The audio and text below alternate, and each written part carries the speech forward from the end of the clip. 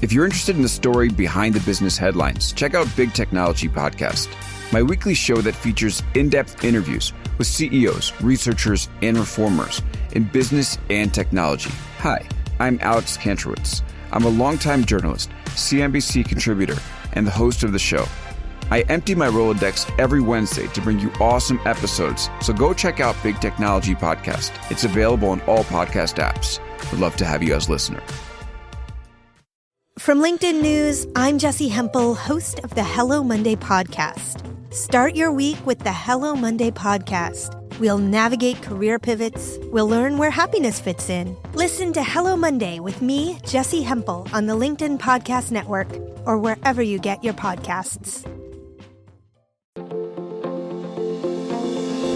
Hello, my friends, and welcome to another exciting episode of Negotiate Anything. This show is produced by the American Negotiation Institute, and with over 5 million downloads and listeners in over 180 countries, listeners just like you have made this the #1 negotiation podcast in the world. Hi, my name is Kwame Christian, and I am the founder and CEO of the American Negotiation Institute. Here at ANI, we believe that the best things in life are on the other side of difficult conversations, and we are passionate about providing you with the best content that will help you to make your difficult conversations easier, both at work and at home. Lastly, I want to remind you that we offer consulting and conduct trainings, both virtually and in person, all around the world. Our focus is in 3 main areas. First, negotiation and conflict resolution. Second, leadership. And lastly, diversity, equity, and inclusion. Check the link in the description below to learn more about how we could work with you and your team. And now, without further ado, let's jump into the interview.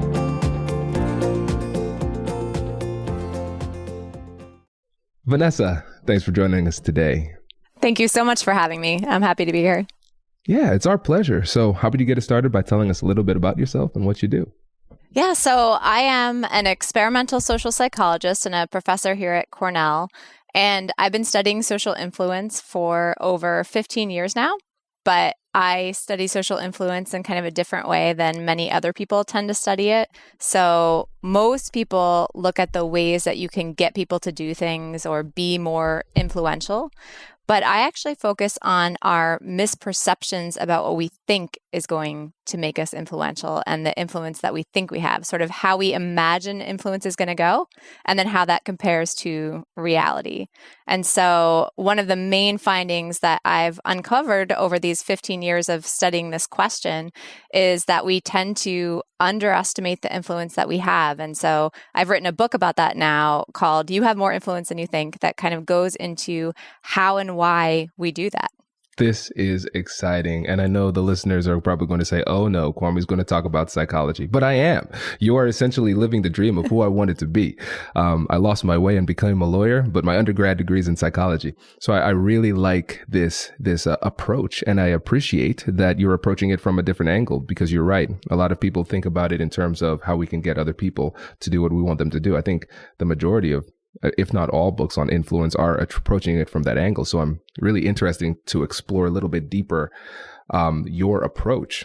And I think what would be a fascinating thing to discuss is how you came to approach this in this way, where when everybody else is doing it in a different way. So can you tell us about that? Yeah, definitely. You know, I started out as just an ordinary kind of generic social influence researcher with a professor I was working with at Columbia when I was a graduate student.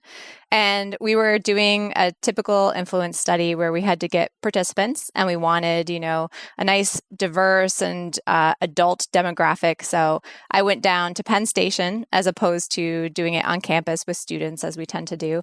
And I would go down to Penn Station every day and basically ask people to fill out a survey. And I would go up to these strangers sitting there in Penn Station waiting for their trains, one after the other, and say, will you fill out my survey and, see what happened?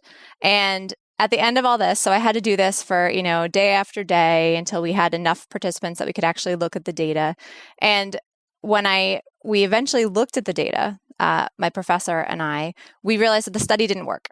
And so all of this kind of survey asking had been in vain. And I was just so distraught because I was like, this was such a horrible experience. Like going down, asking strangers to do this thing day after day, it was traumatic. And he looked at the data and he was like, what you're describing does not fit what I'm seeing in this data, because I recorded how many people actually agreed each time I went up to them and asked them to complete a survey. And it turned out that most people were actually saying yes. Most people were, even if they said no, quite kind about it. And so there was this disconnect between how I thought influence was happening and how I was experiencing this situation of asking for something, and how the other person was experiencing it, and the reality of how influential I was.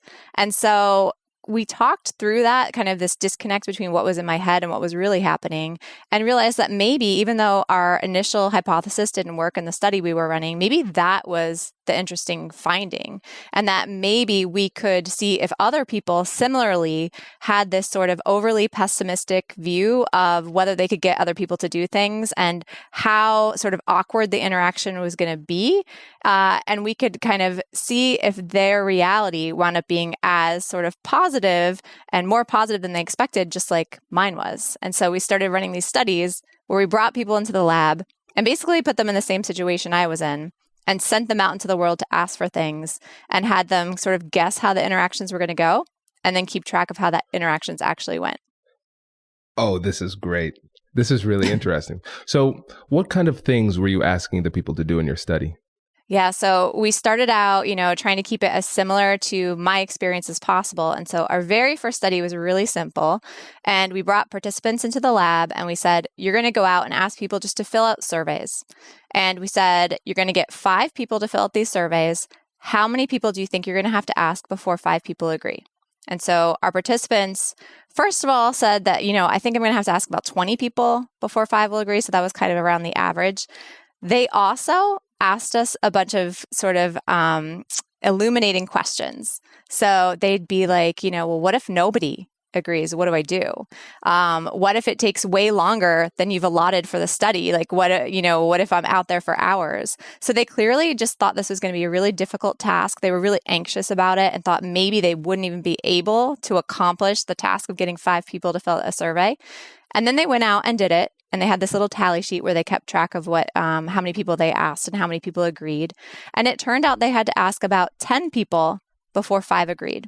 So they had to ask about half as many, in other words, twice as many people were agreeing as they expected. And so that was our very first study. And we've gone on to replicate it with all sorts of other requests, like asking someone to borrow their cell phone to make a call, asking for charitable donations. We teamed up with Team in Training, an organization that you kind of get someone to sponsor you for a fundraising race. We have had them ask people for directions. And then we could talk later potentially about, we've also kind of moved on to having people ask other people for unethical things to see if this also kind of translated into those kinds of scenarios. There's so much to address here, Vanessa. Okay, so a little micro negotiation note. I think when we talk about it from a negotiation perspective, we always say, ask more questions, improve the good point where you said that the questions that the participants were asking were the quality of questions that you ask. But we don't often address enough the fact that you can learn a lot about the other person and where they're coming from and their perspective from the questions that they ask you. And so I think that's just an important note to answer there. And now when it comes to the confidence part, this is something that we've identified as a gap in performance too, because we have a skills gap and we have a confidence gap, because it doesn't make sense to give recipes to people who are afraid to get in the kitchen, because they can have all the skills in the world, but if they don't have the confidence to use the skills, then they're not going to use it. And so based on what you're showing in this study that you gave an example of right there, people are twice as effective at having these difficult conversations than they expected. Yeah, that's exactly right. And that is, you're just nailing so many of the takeaways that we talk about when we talk about this research. Because on the one hand, right, if you think that you are twice as likely to be rejected if you ask someone for something as you actually are, what are you going to do? You're going to, first of all, probably hold back and just not ask half the time. So as you said, you're not actually going to get in the kitchen at all. So what's the point of having the recipes? And then you also might negotiate yourself down before you actually ask for something, because we kind of approach other people and negotiation and asking for things in this way where we feel like we're getting past no, right? We think other people's default is to say no to us, to be resistant and disagreeable. And so we try to often make our ask more palatable to the other person. So like, I may think I really want this, but they would never agree to that. So I'm going to ask for this thing I think they would agree to, right? As opposed to, actually, they're going to agree to whatever I ask. So I'm going to ask for what I think I deserve and what I, actually want. And so this kind of confidence gap, which I think is just a beautiful way of describing it, really does have all these effects on what we ask for and whether we ask for things at all. This is so fascinating because it reminds me of the negotiation tactic of anchoring. And so anchoring is one of the most powerful negotiation tools at our disposal. Essentially, from a psychological perspective, it's priming, where thinking of one thing makes it likely for you to think about another thing too. I did a whole episode on this back in August 2017. So if people want to reference that, they can check that out. But essentially, the more aggressive the request you make, as long as it's within reasonable parameters, the more likely you are to get closer to that request. It is a psychological impossibility for anchoring not to occur. It's just a question of whether or not we are using it with intentionality. But we're not going to be able to use the technique of anchoring effectively if we are already anchoring ourselves before we make the offer. Does your company invest in professional development training? If you believe that your team would benefit from a negotiation workshop, all you need to do is go to our website, fill out the workshop request form, and then we'll set up a time to chat. These workshops are completely customizable, and we've done them all around the country. Negotiation and conflict resolution skills are beneficial across all professions, but they're especially useful in procurement, purchasing, sales, sourcing, and contract management. Our calendar is filling up quickly, and we even have some workshops scheduled for next year. If you think you might want one, I'd suggest reaching out soon so you don't miss out. Check out the link in the description to learn more. And now, back to the show.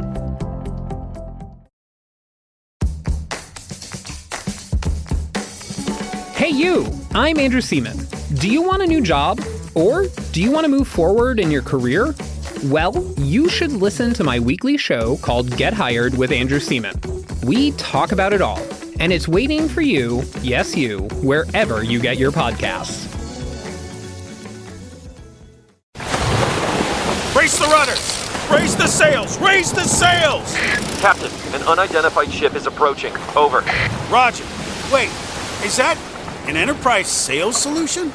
Reach sales professionals, not professional sailors. With LinkedIn ads, you can target the right people by industry, job title, and more. We'll even give you a $100 credit on your next campaign. Get started today at linkedin.com/marketer. Terms and conditions apply. Yeah, that's exactly right. And, as you said, anchoring is so powerful in negotiations. There's these studies showing that, that first offer, that first ask is so highly correlated with the final decided negotiated outcome. So it's a hugely important phenomenon. And it's right. So I think one of the things is we are so worried about rejection. We hate to be told no. We're uncomfortable with conflict so often. And so we want to, instead of sort of coming in with something that someone might reject or balk at potentially, we want to come in with something that people are going to be, amendable to. The problem is that, first of all, we miss that anchoring opportunity, right? It's okay for someone to say no. You've started at a point, you've anchored it, and that's going to get the discussion going. But also, our idea of what someone would say yes to is wrong. We have these misperceptions, right? So we underestimate how much we can actually ask for, how much other people are willing to agree to. And so when we do negotiate ourselves down, it's often farther than we have to go. And so you wind up with these, phenomenon like the winner's curse, right? Where you ask for something and the other person is like, yeah, sure. And then you're like, oh, shoot, I totally should have asked for more.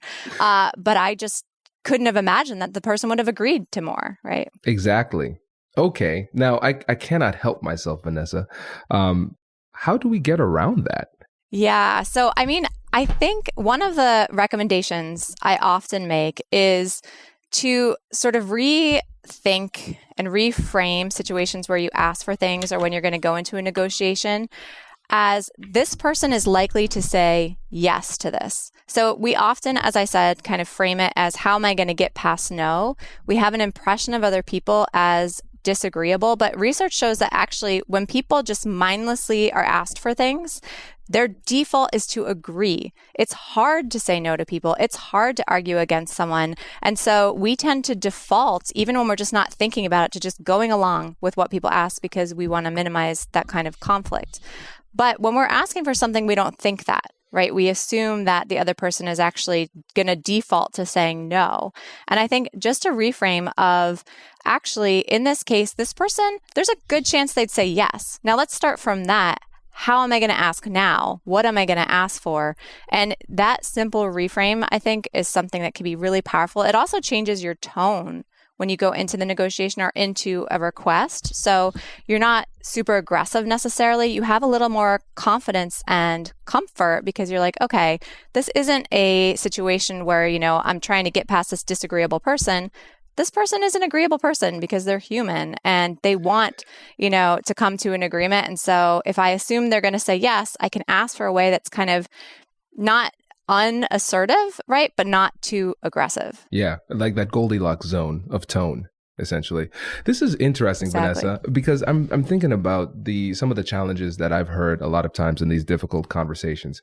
So we've had a lot of people talking about people pleasing. Oh, I have trouble saying no. I have trouble setting boundaries. You don't hear people say, I'm too good at setting boundaries. I say no too often. Like, that's not what people say. And so if we just think about it kind of logically, considering the outcomes of your studies, it shouldn't be that surprising because it seems like people struggle more by tipping too much towards saying yes rather than saying no. They struggle with the same thing that we struggle with. So it makes a lot of sense that they are oriented toward saying yes in I don't want to say the majority because I'm not sure, but in more cases than we would initially assume. Yeah, I think this is such a good point and it comes up a lot, like, why don't people get this, right? It's not like we don't experience this ourselves. It's not like we're not asked for things all the time and feel obligated to say yes to them. So why, when we're in the position of asking for things, do we make this huge error, right? Why can't we see that? And so there's a few reasons for that. One is something that, comes into play in all sorts of situations, and that's negativity bias. And that's just the tendency for negative events and negative memories and things like that to loom larger, be more painful. We have a longer memory for those things. And so if I do ask, 5 people for something and 4 of them say yes, but 1 says no, what do I remember? The one that said no, right? And that's the painful, salient memory when I go and need to ask somebody else. So that's one. And then the other is that we have something called egocentrism, which is this really this difficulty with taking perspectives of other people and really putting ourselves in their position when we're not in the immediate position of the other person. So even though so many of us have been in this position of being asked for something and struggled to find the words to say no, right, and gone along with things we maybe didn't even want to, it's hard in that moment when we're asking to remember what that feels like. So there's a sort of a comparable comparison that people use where it's like, if you're really hungry, right, versus when you're full, right? We've all been hungry. We've all been full. Say you eat dinner and you have these leftovers and you're totally stuffed and you're looking at your leftovers and you're like, there's no way I could eat this spaghetti for breakfast, right? So you're just like, I can't imagine eating this spaghetti for breakfast. It's just incomparable. The next morning, now you're hungry again and you're like, oh yeah, I could totally imagine eating spaghetti for breakfast, right? Like that actually looks pretty good. Even though we've experienced both states, hunger and fullness, we forget how much that motivational state, that hot sort of emotional state can change the way we feel about a situation. Actually, that would look pretty good if I was hungry, right? So it actually would be really hard to say no if I was in that person's perspective.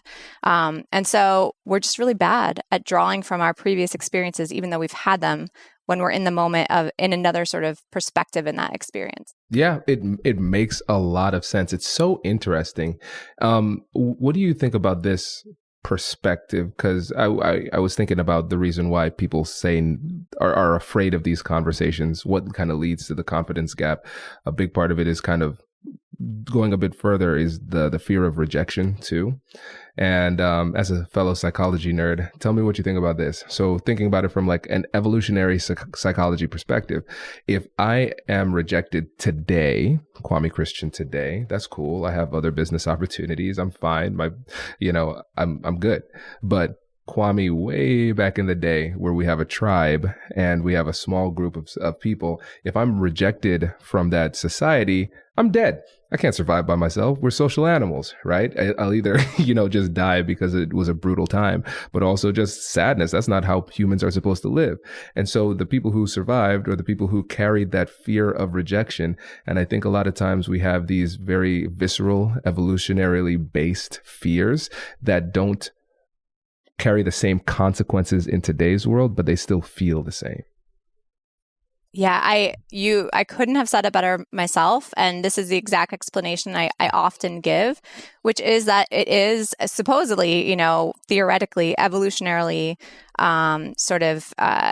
it comes from these evolutionary roots. And just to add to that, what I think is fascinating is being rejected is socially risky, right? Which has this sort of, I'd be expelled from the group, evolutionary kind of risk.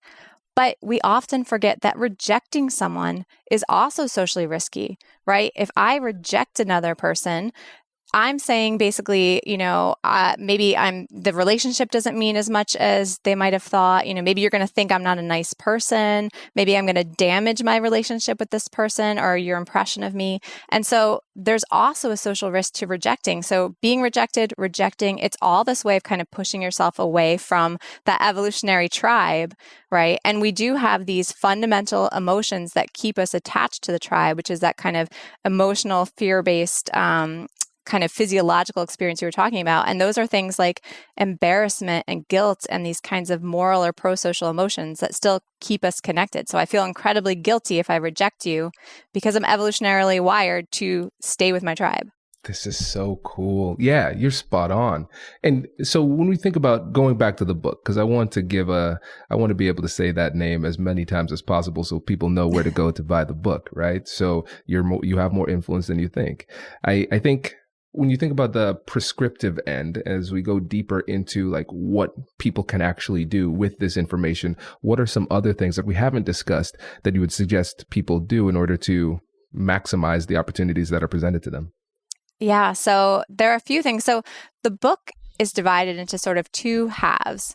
And the first half is really about all the positives of this, right? People are more likely to do things for you than you think because they're inclined to be agreeable and it's hard to say no. And so actually you can get a lot more things from other people than you expect. And in many cases, that is actually a good thing.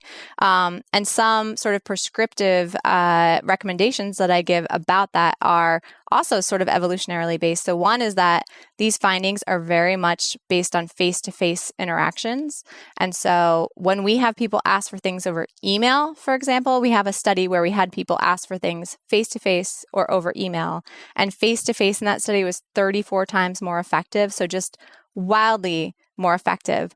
But again, since I'm interested in people's perceptions, people actually didn't realize this. When they guessed, they thought they would be equally effective because they thought people would just do a cost-benefit analysis and decide if they wanted to do this thing. But in fact, as we're talking about, it's so much more emotionally rooted in these fundamental human sort of aspects and emotions that when you're face-to-face with someone, that's when it's really hard to say no and you feel compelled to be agreeable. So that's one, is ask for things face-to-face if you want a yes. Another one is asking for things directly. So a lot of us think that if we hint or beat around the bush, that that's kind of polite and that if someone really wants to help us, they'll just offer. And so we might say something like, I could really use a phone to make a call right now, right? And we think that that's just as effective as saying, hey, can I please use your phone to make a call? But we find in our studies that even though our participants actually think that it's more polite and effective to kind of gently hint at what you want, it is actually more effective to ask directly for the thing you want. Again, for many of the same reasons. And also because it's just clearer communication, right? You're trying to guess what someone really wants if they're hinting. And so, as I said, the book is divided into two parts. So that's like the prescriptions for getting more yeses. But the second half of the book is kind of a big caveat and all that. which is that if it is hard for people to say no to us, and if people actually feel like they have to be agreeable to kind of maintain relationships and stay in the tribe, they may feel like they have to agree to things that they feel uncomfortable doing. And that could be unethical things. It can be, these Me Too situations. It can be situations where a boss asks you to do something you feel really uncomfortable with.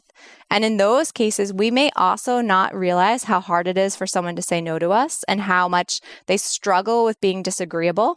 And so we may ask for things in ways that are actually kind of irresponsible because we aren't taking that perspective into account. And so the second half of the book is like, okay, yes, when it's something that's reasonable and it's not going to hurt anybody, ask for things in person, directly, do all these things to get that yes, because it's more likely than you expect. But if you're not sure, if you want to make sure someone is consenting, not just complying to something, if, you have the sense that you're asking for something that may be a little bit ethically gray, those cases, you want to give people more space and not ask them face to face and actually be more aware of these dynamics in a way that makes you pull back as opposed to sort of ask more. This is very good. I'm taking notes. This is great. This is great. So you sparked some ideas here. I really love these ideas, and I love the way that you have you've broken down the book into here's a misperception or misconception that often holds people back in these difficult conversations. You're missing out on opportunities because of this. And this is what you can actually do to be better. But in being better, you might be too good and you might get people to do things that they don't feel comfortable doing. You might tip towards manipulation inadvertently. I think this is really helpful. And so what do you think about this, Vanessa, kind of shooting from the hip here? Because it's sounding like a lot of these misconceptions that we have where we think that we're not going to be as influential and we think that asking over email is going to be as effective as asking in person. And I'm wondering how much of those initial, those misconceptions are rooted in bias. And so when you think about the brain, what we want to do in general, just big picture thinking, we want to avoid pain, and then we also want to conserve energy. And so when we think about the amount of social energy it would take to ask somebody face to face, we have to muster up a lot, right? But when we think about the amount of social energy it takes to send an email, it doesn't take as much. And so maybe we're not answering the question of which is more effective. We're asking the questions of what do we want to be true? Because I want email negotiations to be as effective as it is in person, because I have to bring up a lot of energy to talk in person. And then also the rejection feels a lot harsher in person than it does via email. So in a lot of ways, I'm hiding behind email and I want email to be as effective as in person, but it's not. And we think that we're thinking through it, but we're really just feeling through it. Yeah, I mean, I definitely think there is some motivated reasoning going on there. I definitely do think that people want email to be just as effective because it's just so much easier, and because you can kind of email a bunch of people, so it's easier on so many different levels. It's interesting though, because we do ask people directly, how many people do you think are going to basically respond to this request over email and face to face? And they just err in totally the opposite direction with both of those ways of asking. So when we ask, how many people are going to agree to this request that we have you do in person, right? They're supposed to ask 10 people a request in person, or they email 10 people individually. They totally underestimate how many people will say yes face to face. And in that case, you would think the motivated reasoning would still be there. Like you would still hope that you're getting yeses, right? Because everyone hates rejection. So I feel like it doesn't explain that result as much. Mm-hmm. And on the other side, we greatly overestimate how many people will say yes to the emails. Mm-hmm. And so that's where maybe that motivated bias comes in. But I don't know that it explains it all. But I definitely think you're right on some level. Yeah, it doesn't explain it all. There's some holes in it. And I think, and again, I might be personalizing this too. So my bias might be showing Vanessa. Because I know a lot of times when I don't want to do something, I'll just say, yeah, it won't work. to justify my laziness, right? And so we come to that conclusion. We say, yeah, if I ask this many people, then they probably will say no. That justifies me just not doing it. Like, why would I even try? And so we hold back. I don't know. But I think what we do know is this. The study is solid and it explains a lot, right? Whatever the reason why is, we know what it is. And I think that's what's most important. Yeah. And, it's funny. So we have, this kind of goes in a different direction, but we have another set of studies where we have people go and give compliments to strangers. So instead of asking for something, you're basically giving something. And in those cases, people think that other people are going to be annoyed and aren't going to appreciate the compliment as much as they actually do. When in fact, the person on the other side getting the compliment is like, oh, that was really nice. Like, why would I be annoyed that someone interrupted me and gave me a compliment? And just thinking about this idea of like, I just don't want to do it. I think a lot of our participants are just like, I don't want to go talk to strangers, like I don't want to ask them for things. I don't want to talk to them and give them compliments. It doesn't there's a lot of, and there is some research showing that, people are really hesitant to go and just talk to people. Like we don't realize all the positive benefits of asking for things in person, giving compliments and expressing gratitude, and even just having basic conversations with people in person, that we tend to underestimate how important all of that is. That's fascinating. So I'm wondering, you're in a better position to know this, but it's a kind of weird question, so you might not know it. But I'm wondering how many times we would, or in how many experiments, or if there are any experiments where you put somebody in a position where they have to engage in a social interaction where their assumption was that the social interaction would go well. Yeah, that's a great question, sort of priming that idea, like this is going to go well. I don't actually know. I know. So Nick Epley is one of the researchers who's done a lot of this research, basically showing that people are under social because they underestimate the value of being social, and they think those social interactions are going to go more poorly than they are. Or than they ultimately do. But I don't know if he's actually directly tried to intervene in that and basically convince people like, no, this will go well, so go ahead and do it. There's also, one of my colleagues and collaborators, Erica Boothby, does this work on the liking gap, where people think after they interact with someone and then they walk away from that interaction that the person actually liked them less than they actually did, because we kind of do this postmortem where we obsess about all the things that we think we said wrong and how awkward we were. But the other person is basically walking away just thinking like, okay, that was a pleasant conversation, and worrying about all the things they think they did wrong, right? So we do seem to have this bias, this fear that, people are judging us more harshly than they are, that we are coming across more awkwardly than we are. And that's the case, whether we're asking for things, just chatting, or like even giving someone something nice, like a compliment. Wow. Well, let me tell you this, Vanessa, as we come up on time here. In case you were wondering, I did like our conversation and I did like this podcast. This has been really, really helpful. And I know a lot of listeners are saying, hey, I like that Vanessa lady. I think she's super smart. I want to buy her book. So can you remind them again about how they can get your book, what it's titled, and what they will get out of buying the book? Yes, absolutely. So the book is You Have More Influence Than You Think, and you can find it pretty much anywhere or at my website, which is vanessabohns.com. And in addition to sort of hearing about all these sorts of prescriptions for using your influence for good, this influence that you may not realize you have, there's also some fun studies that we didn't get to here, where we have our participants do things like ask people to vandalize library books. And we find many of the same kinds of dynamics. And so they can look forward to reading about those fun studies if they get the book. Oh, this is great. So excited. Vanessa, thank you so much for coming on the show today. Really appreciate it. Thanks so much. It's been a real pleasure.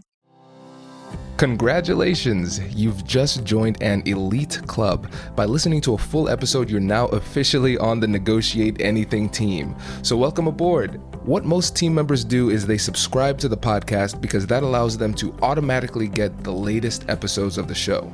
The best things in life lie on the other side of difficult conversations. Keep learning, keep practicing, and keep getting better. Your relationships will improve, your career will soar, and you'll have the confidence you need to get the most out of these crucial conversations. Again, thank you for joining the team. We're excited to have you, and I will see you in the next episode. I'll catch you later.